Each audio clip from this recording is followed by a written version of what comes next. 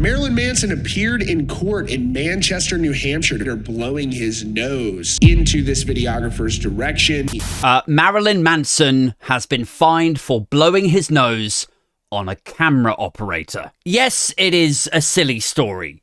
But it's not, Marilyn Manson and Russell Brand, they're not totally, distant media cousins, are they? They've both been accused of fairly horrendous crimes. They're both sort of dark, tormented, tall.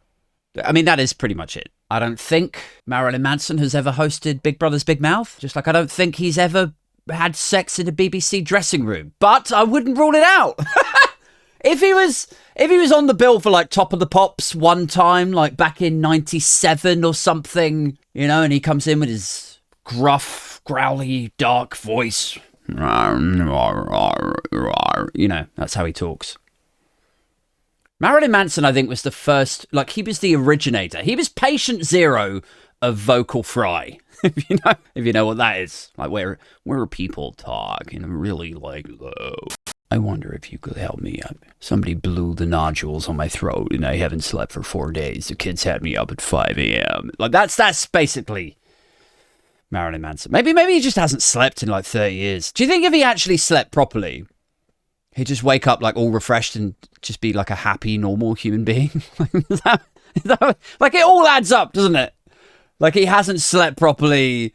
It's made his voice go down really low and Barry White-ish, like mine does when the kids have me up at 4 a.m. We should start a charity sort of lobbying thing. Just let Marilyn sleep. He'll be a whole new person. Have him hosting Sesame Street in 2 weeks after a good sleep. Do you know what? I wouldn't put it past the BBC if Marilyn Manson had sex in a BBC dressing room. It feels for a long time, we were able to partition that sort of behaviour, that blind eye treatment by the BBC. We were able to look at that that was something that happened years ago. Yes, Savile was disgusting, but that was decades ago, guys. Everything's moved on since then. And now, obviously, with the advent of the real big story this week, the Russell Brand allegations, those allegations, if they are to be believed, and let's just say it for the millionth time, he denies all accusations.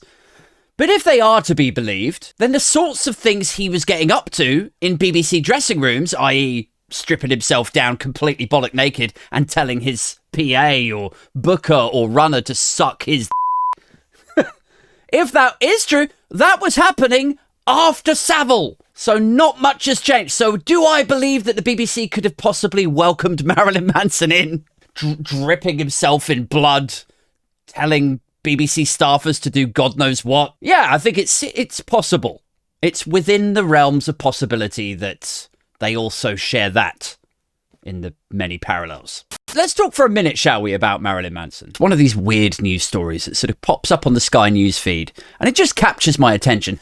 Firstly, because the picture that they've got of him, I don't know if you can see this on the stream thing, but the picture they've got of him is Marilyn Manson in a courtroom, right, looking very serious, looking very solemn, which is fine. You don't often see a sort of, Prince of Death laughing his head off, but he looks quite solemn. And he also looks like he looks like Data of Star Trek. When did Marilyn Manson project forward out of his sort of gothic 19th century kind of get-up into the 24th century or whatever the fuck Star Trek Next Generation was set?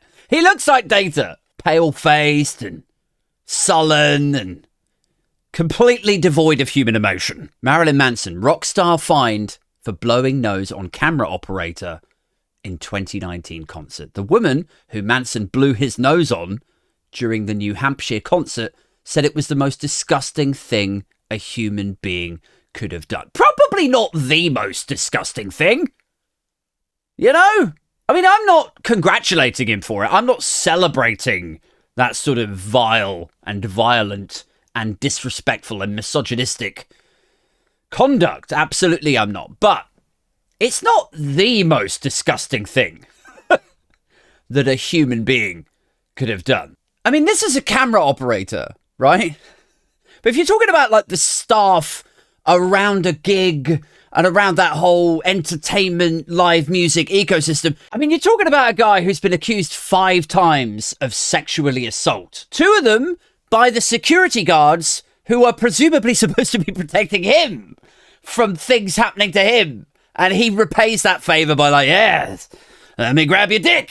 Let me grab those dick and balls. Like, it's just, I'm not mocking that that's happened. Obviously, that is terrible.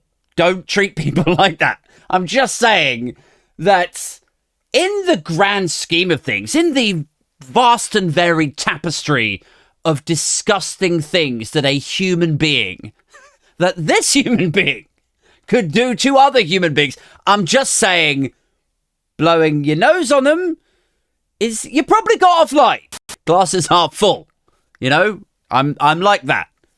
I'm, very much a rose-tinted type of chap.